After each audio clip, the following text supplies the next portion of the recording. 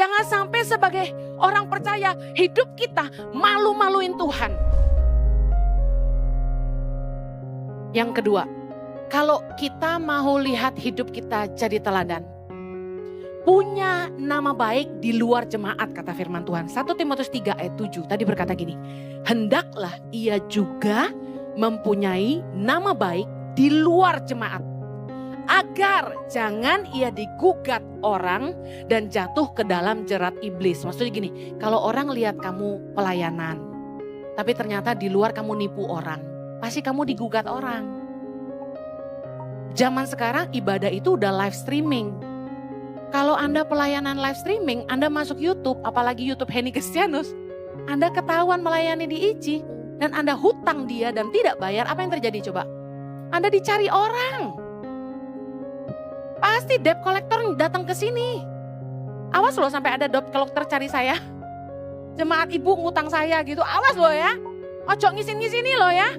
Saya sudah ngajar jemaat ICI, jangan pinter. Katakan kanan kirimu, jangan ngutang kamu. Sebagai orang beriman, kita harus punya nama baik di luar jemaat. Kenapa di luar jemaat? Soalnya gini, hidup kita harus jadi teladan di tengah orang-orang yang tidak percaya. Kita kebanyakan berada di antara orang-orang yang belum percaya. Dan hidup kita justru harus jadi teladan di situ. Jangan sampai sebagai orang percaya hidup kita malu-maluin Tuhan. 1 Petrus 2 ayat 12, baca sama-sama. 1 Petrus 2 ayat 12. Milikilah cara hidup yang baik di tengah-tengah bangsa-bangsa bukan Yahudi. Supaya apabila mereka memfitnah kamu sebagai orang durjana, mereka dapat melihatnya dari perbuatan-perbuatanmu yang baik dan memuliakan Allah pada hari ia melawat mereka. Sih, gimana Tuhan mau melawat orang-orang tidak percaya di sekitar kamu kalau hidupmu sendiri sebagai orang beriman gak bisa jadi teladan? Bisa nangkep firman Tuhan? Tuhan mau melawat keluargamu, Tuhan mau melawat teman-teman kantormu, teman-teman akrabmu. Tapi bagaimana Tuhan mau melawat mereka kalau kamu sebagai displaynya pengikut Kristus gak bisa hidup jadi teladan? Saya balik lagi, kenapa harus punya nama baik di luar jemaat? Karena seringkali di dalam jemaat, di gereja, kita itu munafik. Kita jaim. Tapi begitu kita ada di luar gereja, kita jadi kita yang sebenarnya. Dan sasaran Tuhan adalah kita yang sebenarnya. Kalau di gereja, shalom. Shalom. Jemaat ICI itu galak-galak loh. Kalau sampai mau duduk ke kanan disuruh ke kiri bisa marah. Tapi karena Asher adalah pelayan Tuhan, mereka nahan diri. Sebenarnya emosi, tapi karena harus penuh kasih. Silakan. Pak, sebelah kiri. Enggak, saya mau ke kanan. Oh iya, silakan. Padahal gini. Maaf, anaknya mau ke sekolah minggu? Enggak. Anak saya sama saya. Oh iya nggak apa-apa, silakan. Untung nggak gua jadi asernya. Maksudnya sebenarnya orang Kristen bisa marah nggak? Bisa emosi nggak? Bisa.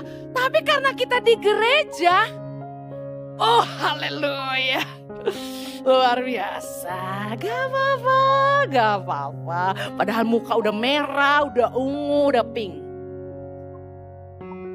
Kita di gereja tuh seringkali pakai topeng, ya enggak sih? Di gereja, shalom, haleluya. Tapi kalau di luar ngomong kurang ajar. Ya apa enggak? Sus gitu ya bahasanya.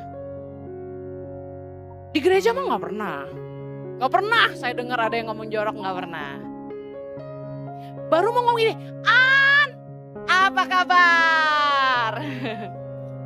Oh iya.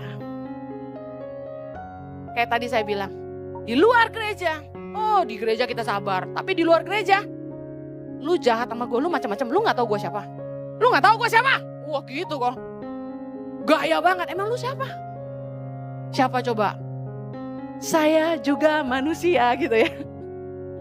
Kita belagu banget kadang-kadang kan di luar ya. Lo gak tahu gue kenalannya pejabat. Emang kalau kenal kenapa? Anaknya bukan. Di gereja kelihatan murah hati. Bagi-bagi berkat. Tapi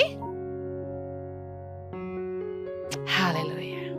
Di dunia kerja, teman-teman bukan orang percaya. Tapi hidup kita gak jadi berkat.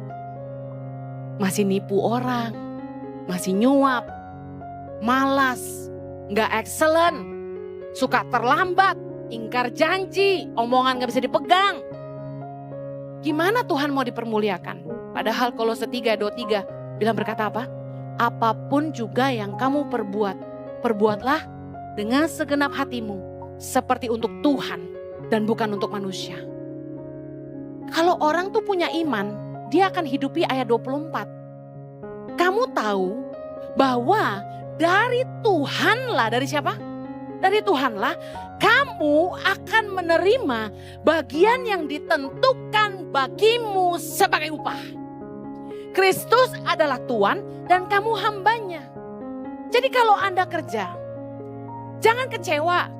Kenapa bosmu gak kasih kamu bonus? Jangan kecewa. Kenapa persembahan kasihnya sedikit? Kenapa gajinya gak naik-naik? Tapi harusnya fokus kamu gini. Aku orang beriman, aku percaya bahwa Tuhanlah yang menentukan bagian yang menjadi upahku. Aku mau kerja seperti untuk Tuhan. Artinya apa? Mau gaji berapapun, mau PK sebesar apapun, kamu tetap excellent.